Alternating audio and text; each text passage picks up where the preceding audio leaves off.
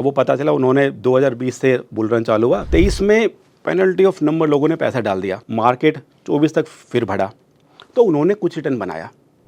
उसके बाद में 25 में मार्केट नीचे आ गया तो क्या वो फिर लोग बाग अपना लॉस कर लेते हैं। अगर आपने देखा कि आपके फ्रेंड ने पैसा डाला था 2020 में और 25 में उसका 1 लाख का 2 लाख रुपये हो गया, तो फ्रेंड ने तो पैसा बना लिया है। अब क्या जो फंड 2020 था क्या 2025 में वो फंड उसी तरह का है कि दोबारा वो अगले 5 साल में दे सके? तो आपको 2025 में वो फंड ढूंढना है जो आज से अगले 5 साल में अच्छा करके देगा। मार्केट में जब बुल मार्केट चलती है ना, तो ऐसी अक्सर इन्वेस्टर्स के साथ होता है। उस टाइम पे वो सोचते समझते नहीं और पैसा लगा देते हैं। तो क्या ऐसी सिचुएशन में खुश होना बेहतर है या थोड़ा संभलना बेहतर है? आप किसी स्टॉक के ऊपर उठने का फायदा नहीं उठा पाए। किसने फायदा उठाया? जिसने स्टॉक को नीचे तक तब खरीदा। तो आप गिरने के टाइम पे अब आप गिरने का फ़ायदा उठाइए, आप उस स्टॉक में थोड़ा थोड़ा और इन्वेस्ट करिए ताकि जो आपकी एवरेज परचेज कॉस्ट है वो आपकी मिनिमम हो जाए। शॉर्ट टर्म में 100 में से 2 या 3 ही पैसा बनाएंगे, वो भी बाई चांस बना लेंगे, लक से बना लेंगे। तो चांस की बात है कि आप जो फंड लेंगे वही चल निकलेगा। तो शॉर्ट टर्म में पैसा बाय लक बनता है, बट लॉन्ग टर्म में पैसा 100% बनता है। तो अब आपको किन बंदों में आना है कि जो बंदे 100% बनाएंगे सो उनमें आना है, या फिर जिनका बाई चांस हो उसमें बनाना है। 5 साल के बाद में जब वो बात होने लगेगी तब इन्फा का शेयर बहुत ज़्यादा बढ़ चुका होगा, तो फिर लोग बाग ना उसके बारे में देखेंगे, यार हम भी चलो पैसा डालते हैं, हम भी इन्फा में पैसा बनाते हैं। बट वो तो सब हो चुका है ना, अब तो होने के बाद में देख रहे हो। तो अब ऐसी थीम ढूंढो जिसमें कि ना आज काम होना चालू हुआ है। अगर आज कोई बंदा 30 साल का है तो उसके केस में मेरा मानना है कि उसके पास में 80% इक्विटी होना चाहिए। 60 साल के बंदे के पास में 80 to 90% डेट होना चाहिए, इक्विटी 10% होना चाहिए। हेलो नमस्कार दोस्तों, बहुत स्वागत है आपका हमारे इस खास पॉडकास्ट में जिसका नाम है स्मार्ट SIP। मैं हूं आपके साथ संध्या बेस्ट। दोस्तों, इस पॉडकास्ट में अक्सर हम इन्वेस्टमेंट की बातचीत करते हैं कि कैसे तमाम जानकारी आप तक पहुंचाकर आपकी जो फाइनेंशियल जर्नी है उसको बेस्ट बनाया जा सके। अक्सर हम कहीं ना कहीं छोटी रकम से बड़े निवेश की सफ़र की बातचीत करते हैं कि कैसे आप लखपति करोड़पति बन सकते हैं। लेकिन आज का जो हमारा टॉपिक है वो थोड़ा हटके होगा, बहुत खास भी होगा, क्योंकि आज हम उन बारीकियों पर बात करेंगे जो अक्सर एक निवेशक निवेश के दौरान कर जाता है, यानी कि वो गलतियां जहां पर उसको घाटा खाना पड़ता है। तो इसके पीछे के क्या कारण हैं?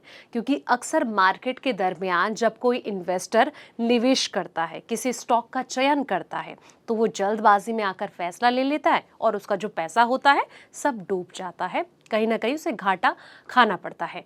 तो आज इन सब फैक्टर्स पर बातचीत करने के लिए मेरे साथ स्टूडियो में मौजूद है मेरे खास मेहमान, जिनका नाम है नरेंद्र मेहरा, जो म्यूचुअल फंड एक्सपर्ट हैं। बहुत स्वागत नरेंद्र जी आज हमारे इस पॉडकास्ट में आपका। पहला ना मेरा यही सवाल कि जब कोई इन्वेस्टर होता है ना, वो इन्वेस्ट तो कर देता है लेकिन कुछ खामियां, कुछ कमियां, कुछ गलतियां वो कर बैठता है। तो पहले तो मैं आपसे ये जानना चाहूंगी कि आखिर वो कौन सी गलती जो निवेशक से हो जाती है, वो कौन सी यूजुअली गलती है? देखिए, सबसे पहले तो मैं कहूँगा कि जब भी कोई लेमन इन्वेस्ट करता है वो सोशल मीडिया से, अपने फ्रेंड्स में, अपने ऑफिस में फ्रेंड्स से, या फिर अपने रिलेशन में कहीं ना कहीं से किसी से सुनता है कि आपको भी SIP करनी चाहिए, आपको इन्वेस्टमेंट करना चाहिए। वो वहाँ से इन्फ्लुएंस होते हैं और SIP चालू करते हैं। तो डेट इज़ फर्स्ट स्टेप। अब एक पर्सन है जिन्होंने SIP चालू की और उन्होंने SIP चालू की 20 साल के लिए, तो ये एक जर्नी है। आपको ये जर्नी पूरे 20 साल की प्लान करनी है, या फिर जो भी आपका गोल है 17-18, आपको उसको वो पूरी प्लान करनी है। लोग बाग क्या है, इन्फ्लुएंस होके SIP तो चालू कर लेते हैं। तो आपने सोचा मुझे SIP चालू करनी है और आपने चालू की, डेट इज़ ओनली 5%। रिमेनिंग 95% काम आपको करना है SIP चालू करने के बाद में। तो लोग बाग उस 95% की प्लानिंग बिल्कुल जीरो करते हैं। तो वो सबसे बड़ी गलती है कि आपने चालू तो कर दी, अब पता चला कि आपके चालू करने के 6 महीने बाद ही डोनाल्ड ट्रंप ने इंडिया पे टैरिफ लगा दिया और आपका पैसा 10% नेगेटिव चला गया। तो क्या पर्सन घबरा जाता है, क्योंकि उनको क्या है कि उन चीज़ों का पता नहीं है कि किस चीज़ के क्या इम्पैक्ट होंगे। तो जब वो 20 साल की जर्नी होगी, 20 साल की जर्नी में ऐसे 30 से 40 ऐसे इवेंट होंगे। तो आपको अच्छे से समझना है, रिसर्च करनी है और उसके बाद में फिर आपको उस जर्नी को आगे तक बढ़ाना है। तो आपको पूरे 20 साल की जर्नी प्लान करनी है, ना कि केवल कुछ छोटे टाइम की। तो वो सबसे इम्पोर्टेंट चीज़ है। बिल्कुल बिल्कुल, ये तो आपने बताया, लेकिन अक्सर क्या होता है ना कि वो जल्दबाजी में फैसला ले लेते हैं। मतलब कि अगर उन्हें किसी स्टॉक में पैसा लगाना है तो कई ऐसे इन्वेस्टर्स होते हैं जो रिसर्च नहीं करते हैं। जैसे कि आपने कहा कि बहुत पहला पॉइंट जो होता है कि विदाउट रिसर्च के वो पैसा लगा देते हैं। ये तो गलती होती ही है, लेकिन जो प्लानिंग होती है वो किस तरीके से किया जाना चाहिए? देखिए, दो चीज़ें हैं। पहला तो यह कि अगर हम बात करें वर्ल्ड वाइड, तो वर्ल्ड वाइड होता क्या है कि लोग बाग ना हमेशा फील्ड ऑफ फाइनेंस इन्वेस्टमेंट कि वो लोग ना किसी एक्सपर्ट के साथ में चालू करते हैं। वो 10-15 साल तक उस एक्सपर्ट के साथ में इन्वेस्ट करते हैं। हाँ। फिर वो चीज़ सीखते हैं, उसके बाद में वो खुद आजमाना चालू करते हैं, करना चालू करते हैं। बट इंडिया में इसका बिल्कुल उसका रिवर्स है कि आप खुद चालू कर देते हैं और 5-6 साल के बाद में फिर आप किसी एक्सपर्ट के पास में जाते हैं, यार हमने किया था, हम कुछ नहीं बना पाए। तो एक तो है कि पहले आदमी खुद को एनालाइज करे कि मेरे पास में कितना टाइम है, क्या मेरे पास इतना टाइम है कि मैं इन चीज़ों को रिसर्च कर सकूं, अपने बीच शुरू में टाइम निकाल के ये सारी चीज़ें कर सकूं। और अगर आपके पास में टाइम नहीं है तो उस केस में देखिए, आपके आसपास कोई ना कोई आपको ऐसा एक्सपर्ट मिल जाएगा जो ज़मीन पे रह के काम कर रहा होगा, जो SEBI registered mutual fund distributor होगा, जो आपसे पहले 50 लोगों के गोल पूरे करवा चुका होगा। तो फिर आपको उनके पास में जाना चाहिए और आप उनके साथ में जर्नी चालू करिए। जब आप काफ़ी कुछ सीख जाएं आप, तो फिर आपको खुद को हाथ आजमाना चाहिए या फिर आप उनके साथ ही चलते रहिए। तो सबसे आइडियल यही रहता है कि या तो आप पूरी रिसर्च करें, टाइम निकालो, टाइम नहीं तो फिर आप एक्सपर्ट के साथ में जाइए, तो वो आपको आपकी जर्नी तक बड़े स्मूथली लेके जाएगा। इसका सिंपल सा एक एग्जांपल है कि अगर मानिए किसी को यहाँ से जयपुर जाना है एंड फर्स्ट टाइम जयपुर जा रहा है बंदा, तो एक तो यह कि बंदा खुद ड्राइविंग करके जाएगा, दूसरा वो ड्राइवर लेके जा रहा है जो जयपुर के 100 चक्कर लगा चुका है। तो ड्राइवर आपको बड़े आराम से वहाँ तक पहुँचा देगा। ड्राइवर को पता होगा कि रास्ते में कौन से होटल पे अच्छी चाय मिलती है, अगर कहीं पे जाम लग गया तो कनेक्टिंग रोड कौन कौन से जिनके थ्रू आप जाम से बच के जा सकते हैं। तो गो विद एक्सपर्ट जो सबसे ईजी रहता है। जब आप हो जाएं तैयार, अपने आप को तैयार करें, तो फिर आप खुद भी हाथ आजमा सकते हैं। बिल्कुल। अच्छा, हम नेगेटिव चीज़ों की बात तो करें, मतलब कि जिस तरीके से गलतियां जो होती हैं उसको लेकर तो बात करें।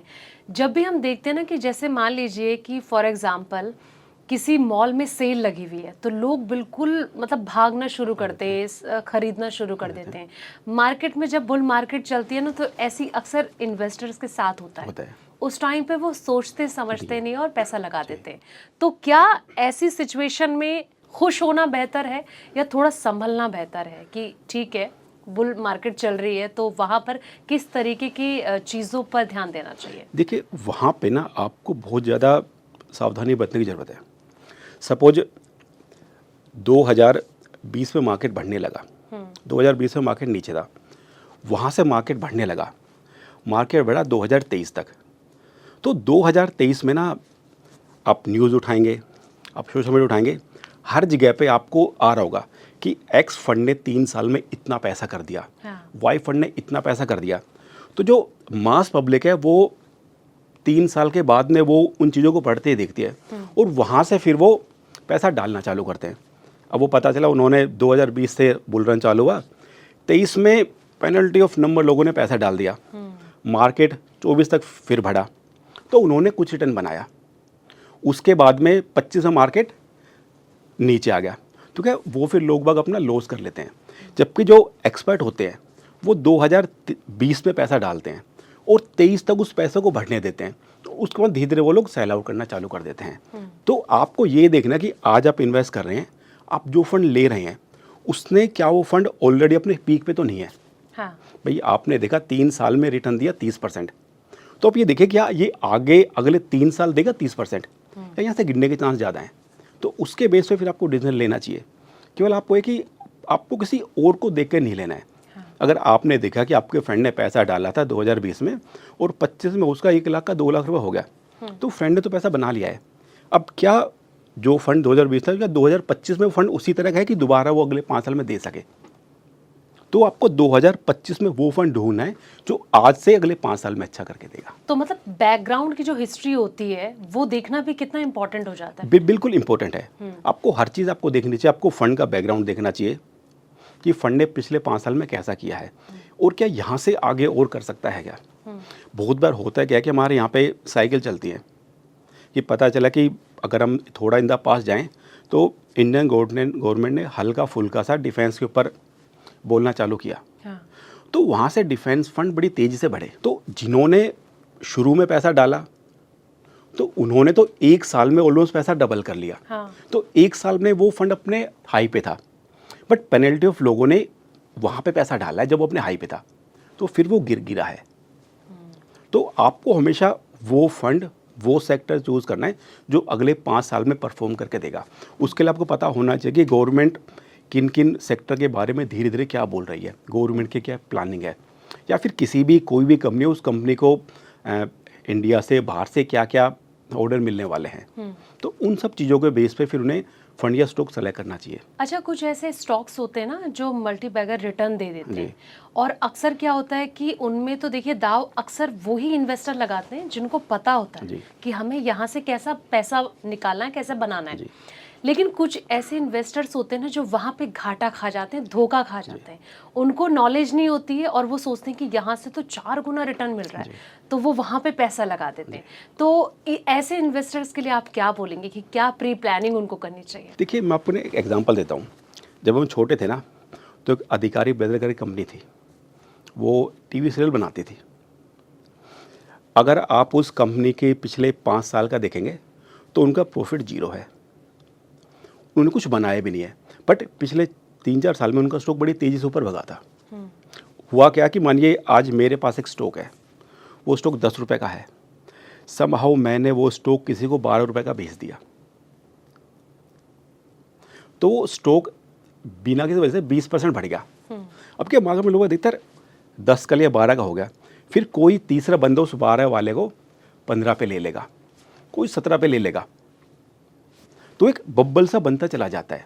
और जो सबसे लास्ट पे बंदा लेता है ना, वो फिर वहाँ पे जाके फंस जाता है, वो पूरी वैल्यू उसकी 0 हो जाती है। तो सबसे पहले तो हमें ना कुछ भी हम स्टॉक ले तो हमें उसका बैकग्राउंड चेक करना है कि कंपनी है, उसके 5 साल की बैलेंस शीट कैसी है, उस कंपनी ने 5 साल में कहाँ का इन्वेस्ट किया है, उसके प्रोजेक्ट किस तरीके के हैं। फिर कंपनी की मैनेजमेंट बड़ा इंपॉर्टेंट होती है, कि जो प्रमोटर है वो बड़ा इंपॉर्टेंट है। बहुत से केस में ये होता है कि मार्केट में कोई स्टॉक है, प्रमोटर अपना शेयर धीरे धीरे बेच रहे हैं और आम पब्लिक खरीद रही है। बहुत से केस में होता है कि प्रमोटर अपना शेयर वापस खरीदते हैं। इट मीन्स प्रमोटर को उस कंपनी में पूरा भरोसा है, तभी वापस खरीद रहे हैं। तो आपको छोटी छोटी चीज़ें होती हैं, ये आपको देखनी है, और ये चीज़ देखने के बाद में आपको फंड या कोई स्टॉक सेलेक्ट करना है अपने लिए, तो वो आइडियल रहता है। जिस तरीके से जब कोई इन्वेस्टर जो होता है ना, स्टॉक खरीदने के टाइम पे, लेने के टाइम पे ना बहुत रिसर्च भी करता है, उसके बारे में जानता है कि अगर उसे अपनी जेब से पैसा निकालना है तो वो छानबीन करता है। हमें भी अगर कोई ड्रेस लेनी है तो हम 100 जगह घूमेंगे कि हमें कौन सी चीज़ पसंद आ रही है। लेकिन जब वो सेलिंग करता है ना, तब वो कहते हैं ना, पैनिक मोड में आके, घबराहट में आके वो बेच देता है। आपको लगता है कि ना सिर्फ लेते वक्त बल्कि कहीं ना कहीं जब सेलिंग के दरमियान उसे बहुत सारी चीज़ें समझनी चाहिए, उसको लेकर भी प्लानिंग होनी चाहिए? क्या आप मानते हैं ऐसा? बिल्कुल, बहुत ज़रूरी है। देखिए, अगर आपने स्टॉक लिया है और स्टॉक ने अच्छा परफॉर्म किया है, 3 साल में, 5 साल में स्टॉक ने आपको अच्छा पैसा बना के दे दिया, तो अब आपको एज एक्सपर्ट पता है कि ये स्टॉक जिस सेगमेंट का है, इस सेगमेंट ने पिछले 3 साल 5 साल में बहुत अच्छा किया है। अब यहाँ से सेगमेंट के अच्छा करने के चांस कम है। उसके लिए गवर्नमेंट रेगुलेशन हो सकती है, कोई भी एक्सपोजर, कोई भी रीजन हो सकता है, नए प्लेयर की एंट्री हो सकती है मार्केट में, तो वहाँ पे लोग बाग देखिए प्रॉफिट बना के बेच देते हैं। हाँ। अब यहाँ पे जिन लोगों ने थोड़ा देर से खरीदा है, फर्स्ट वो लोग भाग गए जिन्होंने इंस्पायर हुए किसी और का रिटर्न देके, क्योंकि वहाँ पे क्या कि आपने स्टॉक लिया है हाई पे, और आपके हाई के लेने के बाद में स्टॉक अब गिर रहा है, तो अब आपको क्या करना चाहिए, आपको स्टॉक को बेचना नहीं है। जैसे जैसे स्टॉक गिरे सस्ता, आप उसमें थोड़ा थोड़ा और परचेज करिए। भाई, आप किसी स्टॉक के ऊपर उठने का फ़ायदा नहीं उठा पाए। किसने फ़ायदा उठाया? जिसने स्टॉक को नीचे तक तब खरीदा। तो आप गिरने के टाइम पे अब आप गिरने का फ़ायदा उठाइए, आप उस स्टॉक में थोड़ा थोड़ा और इन्वेस्ट करिए, ताकि जो आपकी एवरेज परचेज कॉस्ट है वो आपकी मिनिमम हो जाए। और आपने पता चला कि कोई स्टॉक आपने किसी बंदे ने 100 रुपये पे खरीदा और उसने 500 पे बेच दिया, आपने 500 पे खरीदना चालू किया, तो वो स्टॉक दोबारा से 500 से 100 पे आएगा। तो 500 से 100 तक थोड़ा थोड़ा खरीदते रहिए। फिर जब वो स्टॉक दोबारा 500 पे जाएगा तो फिर आप पैसा बना लेंगे। तो इसमें थोड़ा लंबा टाइम लगेगा, बट आप रिटर्न फिर से बना लेंगे और आप अच्छी रिटर्न बना लेंगे। तो आपको प्लानिंग करनी है। और देन इम्पोर्टेंट है टाइम। देखिए, दो चीज़ें हैं। अगर आपने एक स्टॉक देखा और आपने खरीद लिया, दैट इज़ लाइक लॉटरी। दूसरा इन्वेस्टमेंट कि आपने प्रॉपर प्लानिंग की, जहाँ पे टाइम इन्वॉल्व हो जाता है, तो दैट इज़ प्लानिंग। कि आपने एक स्टॉक देखा, ये स्टॉक है, अच्छा स्टॉक है, मैं इस स्टॉक को 5 साल दूंगा, तो आप रिटर्न बना लेंगे। तो आपको प्लानिंग करनी है, प्लानिंग में आपको टाइम देना है। लेकिन शॉर्ट टर्म में पैसा नहीं बनेगा। आप परचेज करिए, उसको टाइम दीजिए, टाइम देंगे तो आपकी रिटर्न डेफिनेटली बनेगी। तो टाइम सबसे मेन है। नरेंद्र जी, जैसे आपने कहा कि शॉर्ट टर्म में पैसा नहीं बना सकते हैं, इसके लिए लॉन्ग टर्म ही बेहतर होता है।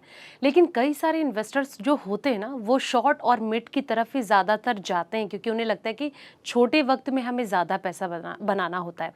कई बना भी लेते हैं, लेकिन कई नुकसान घाटा भी खा सकते हैं। तो आपके हिसाब से आपको क्या लगता है कि क्या शॉर्ट और मिड में पैसा बनाया जा सकता है? अगर बनाया भी जा सकता है तो कुछ टर्म्स कंडीशन होती है, कुछ उसे फेस करना पड़ता है नुकसान का? देखिए, अगर 100 लोगों ने इन्वेस्ट किया, लॉन्ग टर्म में 100 के 100 पैसा बनाएंगे। मिड टर्म में 100 में से आप मान कर चलिए 40 पैसा बनाएंगे। शॉर्ट टर्म में 100 में से 2 या 3 ही पैसा बनाएंगे। वो भी बाई चांस बना लेंगे, लक से बना लेंगे। तो चांस की बात है कि आप जो फंड लेंगे वही चल निकलेगा। तो शॉर्ट टर्म में पैसा बाय लक बनता है, बट लॉन्ग टर्म में पैसा 100% बनता है। तो अब आपको किन बंदों में आना है कि जो बंदे 100% बनाएंगे, सो उनमें आना है, या फिर जिनका बाई चांस हो उसमें बनाना है। तो पैसा हमेशा लॉन्ग टर्म में बनता है। दूसरा देखिए, हर पर्सन के साथ में होता है कि एक पर्सन ना 10 अलग अलग कॉल लेता है, वो 6 में पैसे गवा देता है शॉर्ट टर्म में, और 4 में पैसे बना लेता है। तो अक्सर लोग बार ना पब्लिक में उन 4 के बारे में डिस्कस करते हैं, उन 6 के बारे में कोई डिस्कस नहीं करता है। तो जब आप बात करते हैं तो क्या है कि आप केवल उनके 4 का एक्सपीरियंस सुनते हैं, बट 6 का आप नहीं सुन पाते एक्सपीरियंस जो उन्होंने लॉस किया है। तो ये लोग बार फिर गलती करते हैं। तो नोट देखो, शॉर्ट टर्म में पैसा बन सकता है, बट वो बाई चांस बनेगा। बट लॉन्ग टर्म में गारंटी है, लॉटरी जैसा हो जाएगा। हाँ, लॉन्ग टर्म में गारंटी है पैसा बनेगा, क्योंकि लॉन्ग टर्म में प्लानिंग है, टाइम मिला है। अच्छा, तो बिल्कुल सही बात है। और मुझे ऐसा लगता है कि लॉन्ग टर्म कहीं ना कहीं पेशेंस के साथ चलना, इन्वेस्टमेंट करना बहुत ज़्यादा ज़रूरी हो जाता है। अच्छा, मेरा एक सवाल ना ये कि जब भी कोई स्टॉक भागता है, बहुत तेज़ी से वो रिटर्न देता है, तो ज़्यादातर इन्वेस्टर ना उस और भागने लग जाते हैं। तब वो ये नहीं देखते कि वहाँ पर दाव लगाना चाहिए। वो सोचते हैं कि ठीक है, अब ये तेज़ी से भाग रहा है, तुरंत इसमें पैसे डाल दो। तो आपको लगता है कि यहाँ पर फिर कहीं ना कहीं गिरने के चांसेस ज़्यादा रहते हैं? या बिल्कुल गिरने के चांस होते हैं, और लोग बाग फंसते वहीं पे हैं। अच्छा, देखिए, हमारे यहाँ पे जैसे मैं पहले कहा था, होता क्या है कि किसी चीज़ को लेकर ना बहुत ज़्यादा हाइप बन जाती है। कोई स्टॉक है वो एक्स पॉइंट से बढ़ने लगा है, तो एक्स पॉइंट पे उस पर लिमिटेड लोग बाग इन्वेस्ट करेंगे, और जब वो स्टॉक एक्स से वाई पे पहुँच जाएगा ना, तो वाई पे पहुँचने के बाद में स्टॉक की हाइप बन जाते हैं बहुत ज़्यादा। तो नंबर ऑफ़ पीपल है वो वाई के पॉइंट पे एंटर करते हैं जब वो स्टॉक बढ़ चुका है। मानिए गवर्नमेंट ने ये सोचा कि हमें देश में इंफ्रास्ट्रक्चर बहुत अच्छा बनाना है, और हमारा 7 साल का टारगेट है कि 7 साल में हमारे देश में सड़कों का जाल बहुत अच्छा होना चाहिए। तो जब गवर्नमेंट ने सोचा, पब्लिक में प्लेटफॉर्म में 2-4 बातें निकल के आई, तो क्या समझदार आदमी ने उन बातों को सुना और उसने इंफ्रा के शेयर खरीद लिए। वहाँ से गवर्नमेंट ने अपना प्लान एग्जीक्यूट किया, और 5 साल में उन्होंने अच्छा इंफ्रास्ट्रक्चर पे कर दिया। तो इंफ्रा के शेयर बहुत ऊपर पहुँच जाएंगे। इस 5 साल में इंफ्रा के बारे में पब्लिक में, न्यूज़ में, मीडिया पे कहीं बात नहीं होगी, बट 5 साल के बाद में जब वो बात होने लगेगी, तब इंफ्रा का शेयर बहुत ज़्यादा बढ़ चुका होगा। तो फिर लोग बाग ना उसके बारे में देखेंगे, यार हम भी चलो पैसा डालते हैं, हम भी इंफ्रा में पैसा बनाते हैं। बट वो तो सब हो चुका है ना, अब तो होने के बाद में देख रहे हो। तो अब ऐसी थीम ढूंढो जिसमें कि ना आज काम होना चालू हुआ है। लेकिन जो लोगों का ट्रस्ट बना रहता है ना कि हमें तो यहीं पे ही पैसा लगाना है, तो वो फिर थोड़ा सा बाहर की तरफ हाथ आजमाने में घबराते हैं। अक्सर ये भी देखने को मिलता है। हाँ बिल्कुल, देखिए, एक ना आदमी का बिलीफ हो जाता है। बहुत बार क्या होता है कि हम ना अपने आसपास वालों से बहुत ज़्यादा इंस्पायर हो जाते हैं, तो हम सोचते हैं इन्होंने बनाया तो मैं भी बना ही लूँगा। तो एक्चुअल में ऐसा होता नहीं है भाई, आपको अपने रास्ता खुद को बनाना पड़ेगा। भाई आज एक पर्सन है, सपोज उसने क्या किया कि उसकी 5 साल की बेटी है, उसको अगले 10 साल के बाद में बेटा की शादी करनी है, सॉरी 20 साल के बाद शादी करनी है 25 की एज पे, तो वो बंदा इन्वेस्ट कर रहा है 20 साल के लिए। तो 20 साल के लिए उनको कोई भी स्मॉल कैप फंड या मिड कैप फंड ले ले, वो उनको बहुत अच्छी रिटर्न दे देगा। बट दूसरा पर्सन है, उनका गोल 2 साल के बाद ही है, तो उन्हें मिड कैप या स्मॉल कैप नहीं लेना चाहिए, उन्हें लार्ज कैप या फिर बैलेंस फंड में जाना चाहिए। अच्छा। तो दोनों के क्या है कि दोनों की रिक्वायरमेंट बिल्कुल अलग है, तो आप उन दोनों को मैच नहीं कर सकते। और लोग बाग गलती भी यहीं पे करते हैं कि मेरी अलग है आपके अलग है, तो मतलब अपने आप सोचिए आपके लिए क्या सूटेबल है, आपकी रिक्वायरमेंट क्या है। देखिए इसके लिए मैं एक बात कहता हूँ जो सबसे इम्पोर्टेंट है कि जब भी कोई बंदा सोचे कि यार मुझे इन्वेस्ट करना है, तो सबसे पहले वो बंदा कॉपी पेन ले, कॉपी पेन लेके पहले ये देखे कि मेरे खर्चे क्या हैं, मेरी अर्निंग क्या है। अगर आपके खर्चे और अर्निंग में थोड़ा बहुत गैप है तो ये बहुत अच्छी चीज़ है। अगर गैप बिल्कुल नहीं है तो आप गलत ट्रैक पे हैं कि आपकी सैलरी 1 लाख है, आपके खर्चे 1 लाख रुपए हैं, इट इज़ वेरी बैड। तो अब ये कि 1 लाख सैलरी, खर्चे हैं आपके 70,000, आपके पास में 30,000 रुपये है। अब आपको 30,000 रुपये इन्वेस्ट करना है। अब करना किस लिए है? मेरे गोल क्या है? मेरी बेटी है 10 साल की है, 18 साल पे 12th पास करेगी, मुझे पैसा चाहिएगा एजुकेशन के लिए। उसके 3 साल के बाद में मेरा बेटा 12th पास करेगा, तो वो मेरा सेकंड गोल हो गया। फिर मैंने देखा दोनों बच्चों की शादी करनी है अलग अलग टाइम पे, 2 और गोल ऐड हो गए। उसको मैंने देखा कि यार अगले 30 साल के बाद तो मैं 60 का हो जाऊंगा, मुझे रिटायर भी होना है, डेट इज़ एक मेजर गोल हो गया। तो फिर आपको ना अपने गोल निर्धारित करने हैं और उन पे फिर आपको इन्वेस्ट करना है उनके लिए। दैट इज़ मतलब वो एक सिंपल और अच्छा प्रोसेस है। आप प्रोसेस फॉलो करेंगे तो आप पहुँचेंगे अपनी मंजिल तक। नरेंद्र जी, अभी ना हम ऑफ कैमरा बातचीत कर रहे थे लमसम को लेके, जहाँ पे आप खुद ही बता रहे थे कि कई बार ऐसा होता है कि मैं एक साथ ही कहीं पे पैसा लगा देता हूँ। अगर मैं मार्केट की बात करूं तो मार्केट में भी इस तरीके की चीज़ें ना अक्सर देखने को मिलती है। तो कई सारे लोग जो होते हैं ना वो एक साथ पैसा लगा देते हैं, फिर उन्हें नुकसान उठाना पड़ता है। तो क्या आपके हिसाब से ये सही है, और अगर सही है तो क्यों सही है, और सही नहीं है तो इसके टर्म्स कंडीशन क्या हैं, उन्हें किस तरीके से बचना चाहिए और कहाँ कहाँ पर फिर पैसा लगाना चाहिए? देखिए हर इंसान की ना परिस्थिति अलग अलग होती है। एक पर्सन है जिसकी हर महीने 1 लाख रुपए सैलरी आती है, उसकी लाइफ में सब कुछ मंथली है, अर्निंग मंथली, खर्चे अर्निंग, EMI मंथली, सब कुछ मंथली है। तो आप उससे बोलो कि आपको 10 लाख रुपये इन्वेस्ट करना है, उसके पास 10 लाख रुपए नहीं है, तो उस पर्सन को SIP करनी चाहिए, उनके लिए सूटेबल है। तो उनकी रिक्वायरमेंट को क्या सूट करता है? SIP। एक दूसरा पर्सन है जो बिजनेसमैन है, जिसके पास पता चला कि 1 महीने में 20 लाख रुपये आ गए, पेमेंट आ गई, अच्छा। उसके बाद अगले 3 महीने उनकी कोई इनकम नहीं है, चौथे महीने फिर से उनके पास पैसे आ गए। तो ऐसे लोगों को पैसा डालना चाहिए लमसम 1 टाइम। अच्छा। बट दोनों प्रोसेस है, दोनों सेम है, there is no different. Important चीज़ क्या है कि आपने जो पैसा डाला है, आप SIP करें या आप लमसम करें, आपने जो पैसा डाला है आप उस पैसे को कितना टाइम दे रहे हैं, वो सबसे क्रूशियल चीज़ है। आप मंथली डालो, लमसम डालो, पैसे को टाइम मत दो, आप पैसा नहीं बनाएंगे। आप लमसम डालो, SIP करो, या मार्केट के किसी लेवल पे नीचे ऊपर आप कहीं पैसा डाल दो, हाँ। आप टाइम देंगे पैसे को तो आप 100% पैसा बनाएंगे। तो इस सारे प्रोसेस में ना आपको टाइम को सबसे ज़्यादा क्रूशियल देना है। लोग बाग ना रिसर्च करेंगे, हाँ। XYZ सब कुछ करेंगे, बट रिटर्न नहीं बनाएंगे। आपने टाइम नहीं दिया तो रिटर्न कैसे बनेगी? तो टाइम सबसे मेन है। फिर आप लमसम डालें, SIP डालें, आप टाइम दीजिए, आपका पैसा बनेगा।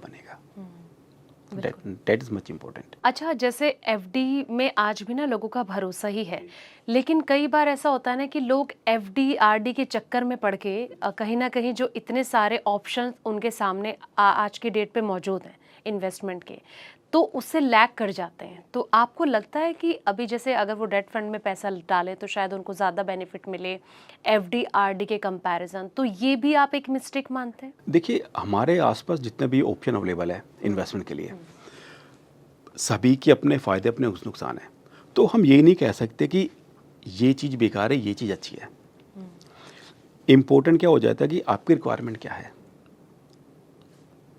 अगर आपकी रिक्वायरमेंट है कि आपको साल 2 साल के लिए केवल आपको इन्वेस्ट करना है, तो आप एफडी में जा सकते हैं, आप डेट फंड में जा सकते हैं, दोनों में इक्वल है।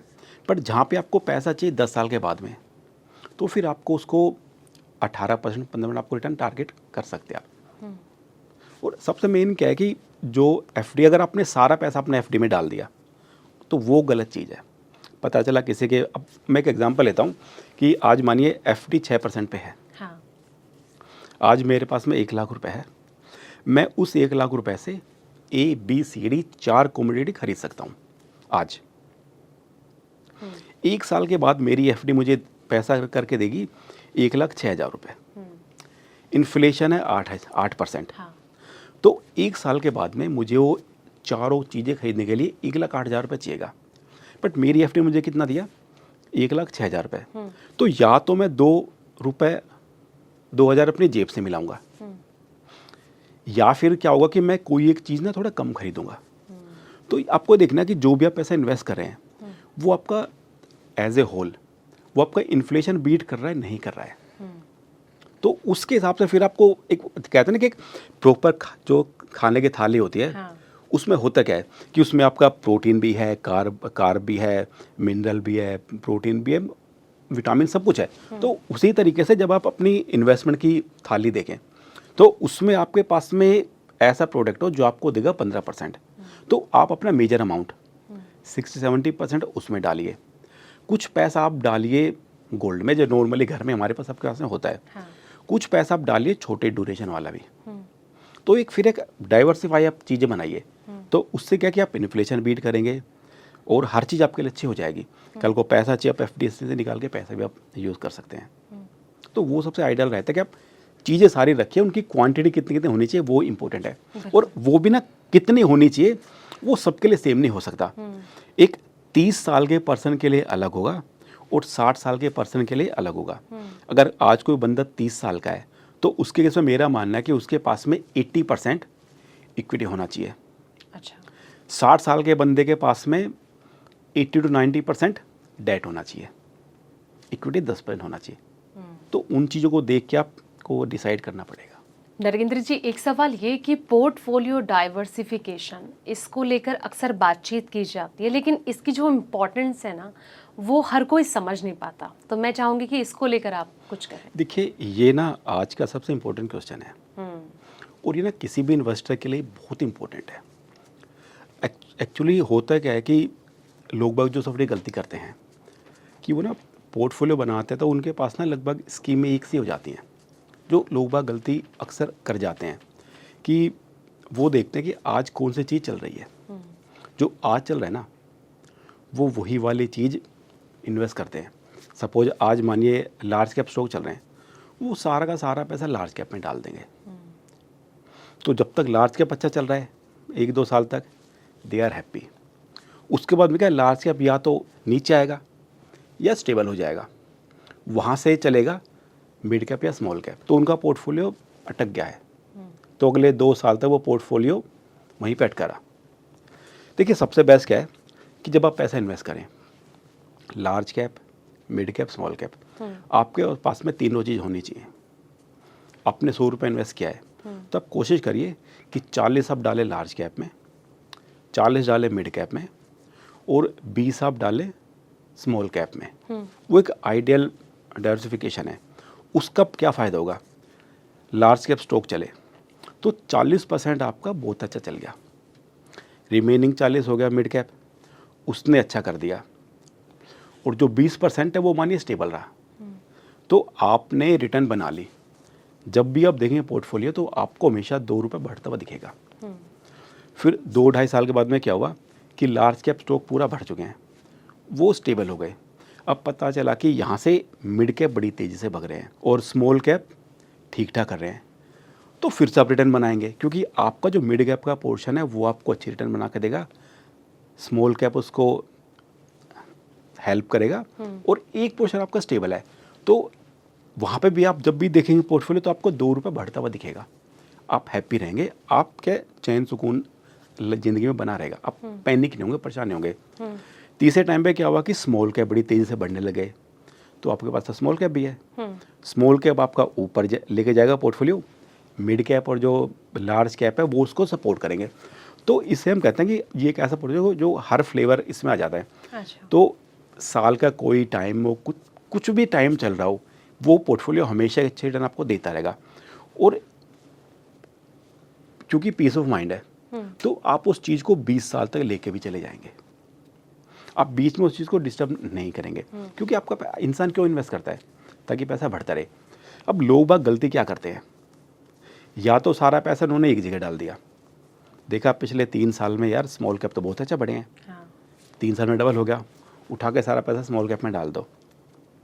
स्मॉल कैप फिर आपका चला नहीं, आपको रिटर्न आई नेगेटिव, फिर अब क्या कहेंगे, यार ये तो बेकार प्रोडक्ट है, हमें इसमें नहीं करना चाहिए। अब 4 लोग और मना कर देंगे, आप इन्वेस्टमेंट मत करिए। या फिर दूसरी गलती क्या होती है कि आपने एक पोर्टफोलियो तो बना लिया, mid cap, small cap, large cap, आपने तीनों ले लिए, और जब 1 साल तक लार्ज कैप चला तो आपने क्या किया, आपने अपना स्मॉल कैप का पैसा भी उठा के लार्ज कैप में डाल दिया। तो वो आपने दूसरी गलती कर दी, क्योंकि जब स्मॉल कैप चलेगा तो फिर आपका पोर्टफोलियो स्टिक हो जाएगा, वो बढ़ नहीं पाएगा। तो आपको ना करना क्या है कि आपको एक तो एलोकेशन आपको मेंटेन करना है तीनों का। तीसरा, हर एक टाइम के बाद में 6 महीने में, 1 साल में, 2 साल में आपको ये देखना है कि जब आपने ये सोचा था कि 40-40-20 होना चाहिए, तो ऐसा तो नहीं होगा कि विद टाइम एक पार्ट 40 से 60 पे आ गया और एक 40 से 10 पे आ गया। तो आपको उसको फिर से री एलोकेशन करना है। अच्छा। तो ये सबसे बड़ी की है। अगर हम बात करें कि एक तो रिटर्न है जो फेज़ में आए, कि आपको 2 साल रिटर्न आई, फिर 1 साल नहीं आई, फिर 1.5 साल आई, फिर 6 महीने नहीं आई। एक क्या होगा कि आपका पोर्टफोलियो डिसेंट अपनी पेस से साल के 12 महीने बढ़ता रहता है। जब आप देखेंगे हर 6 मंथ में, तो आपको पैसा बढ़ा हुआ दिखेगा। तो वो पॉसिबल है केवल पोर्टफोलियो डाइवर्सिफिकेशन से। अच्छा। और जब प्रॉपर डाइवर्सिफाई होगा ना पोर्टफोलियो, तो आपको पैसों मिलेगा, तो 20 साल की जर्नी आपकी बड़ी स्मूथ रहेगी। क्योंकि ये तो तय है कि जो बंदा इस काम को अच्छे से करेगा ना, वही 20 साल सर्वाइव कर पाएगा। वरना लोग बाग बीच में फ्रस्ट्रेशन होकर बीच में निकल जाते हैं। वही मैं आपसे कहने वाली थी कि इतने लॉन्ग टाइम तक कंटिन्यूटी बनाए रखना कितना ज़्यादा टफ हो जाएगा लोगों के लिए। लोग तो बिल्कुल फ्रस्ट्रेट हो जाते हैं। देखिए, हमारे यहाँ पे ना 2 तरह के एक्सपर्ट होते हैं।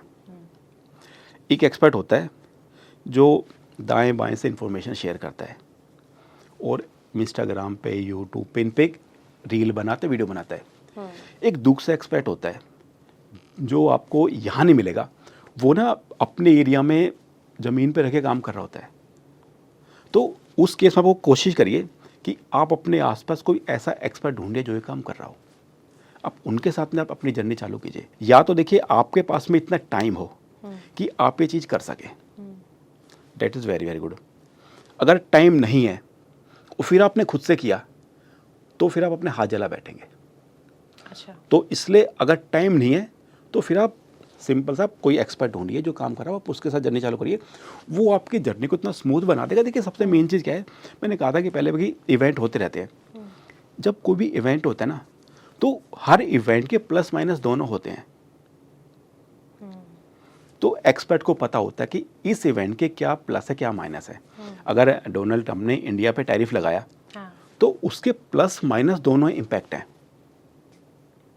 जिसने प्लस देखा उसने फ़ायदा उठा लिया, जिसने केवल माइनस देखा उसने पैनिक में अपना पैसा निकाल के लॉस कर लिया। तो इसलिए या तो नॉलेज गेन करिए, टाइम मेन है, टाइम, बिल्कुल, टाइम इज़ आल्सो मनी। तो अगर आपके पास टाइम है तो आप खुद टाइम दीजिए, और अदरवाइज गो विद एक्सपर्ट। अच्छा, इमरजेंसी फंड ना बनाना, कई लोग गलती इसको लेकर कर जाते हैं, तो ऐसा क्यों ये ज़्यादा इम्पोर्टेंट बन जाता है आने वाले टाइम के लिए? आप इसको गलती कह सकते हैं, मैं कहूँगा गुनाह ही है, गलती भी नहीं है, गुनाह ही है ना बनाना। मैं आपको बताता हूँ मेरा पर्सनल एक्सपीरियंस। मुझे किसी ने रेफरेंस दिया था इन्वेस्टर का, यंग लड़का था, उसने इन्वेस्टमेंट चालू की और लगभग 6 साल तक उन्होंने एक अच्छा पैसा खड़ा कर लिया। उनका गोल था कि मुझे अपने लिए गाजियाबाद में मकान लेना है। फिर एक दिन रात को उनका फ़ोन आता है कि नरेंद्र जी, मदर का ना बीपी शूट कर गया, नीचे नहीं आया। अच्छा। और 7-8 दिन तक वो एडमिट रही हैं। एक फ़ोन कॉल था और उनका पोर्टफोलियो 0 पे आ गया। उन्होंने सारा पैसा उठा के हॉस्पिटल में दे दिया। अच्छा। तो वो ना एक्चुअली 7-8 साल पीछे चले गए फर्स्ट। दूसरा क्या है कि आपने देखा कि यार मेरा बच्चा है, मुझे इसको डॉक्टर बनाना है, पैसा चाहिएगा, आपने बच्चे के लिए इन्वेस्टमेंट तो चालू कर दी। अब पता चला कि आपने आज 10 साल का आपका गोल है और आपने एसआईपी चालू कर दी और 3 साल के बाद में कुछ लाइफ में ऐसा हो गया, इमरजेंसी आ गई कि आपको ना वो इन्वेस्टमेंट है वो आपको तोड़नी पड़ गई। तो अब आपके पास में केवल 7 साल ही बचे हैं, आप 3 साल पीछे आ गए। तो इमरजेंसी फंड है ना, वो एक तरीके से आपकी इन्वेस्टमेंट को एक तो प्रोटेक्ट करता है। दूसरा ये चीज़ सभी के साथ में होती है कि आप कहीं ना के आप 100 लोगों से मिलो तो 100 के 100 आपको बताएंगे कि पिछले 5 साल में ये रीजन हमारे मतलब इसी टाइम पर हमें पैसा एकदम जरूरत पड़ गया, हमने यार दोस्तों से लिया, लोन लिया। तो उससे बेस्ट है कि आप एक इमरजेंसी फंड अपना चालू करिए। सपोज कोई बंदा ₹1,00,000 कमा रहा है, 70 उसके खर्चे हैं, उसके पास है 30,000 रुपये इन्वेस्ट करने के लिए। वो बंदा क्या करे कि 20,000 रुपये इन्वेस्ट करने लॉन्ग ड्यूरेशन के लिए प्योर इक्विटी फंड में, रिटर्न माइंड में रखे 15-18%। वो 10,000 रुपये इन्वेस्ट करे डेट फंड में, इस पर्पज़ से कि यार मैं एक इमरजेंसी कॉर्पस बना लूँ। तो क्या होगा कि एक टाइम के बाद में आपका इमरजेंसी फंड खड़ा हो जाएगा। और जब लगे कि यार मेरे पास में सुटेबल फंड है, इमरजेंसी फंड 5 लाख 6 लाख 3 लाख जो भी रिक्वायर है, तो फिर आप वो एसआईपी आप इक्विटी में शिफ्ट कर दीजिए, वो सबसे बेस्ट रहता है। बिल्कुल।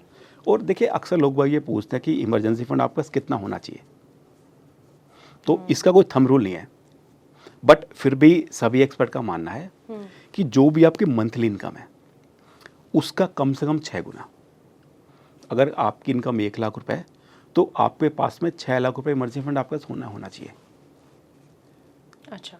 क्योंकि यहाँ पर देखिए इंपॉर्टेंट चीज़ क्या है कि अगर मानिए किसी बंदे ने 20 साल के लिए एक एसआईपी चालू की, उसने 5 साल में जोड़ा 5 लाख रुपए और ड्यू टू सम इमरजेंसी उन्होंने 5 साल के बाद उन्होंने अपना 20 लाख रुपए रिडीम कर लिया, तो एक तो उनके 5 साल वैनिश हो गए। दूसरा जो आज का 5 लाख रुपए है ना, वो 20 साल बाद का वो लगभग 20 लाख रुपए अगले 15 साल बाद तक। तो एक्चुअल में आपने 5 निकला, आपने 20 लाख रुपए विड्रॉल किया है। हाँ।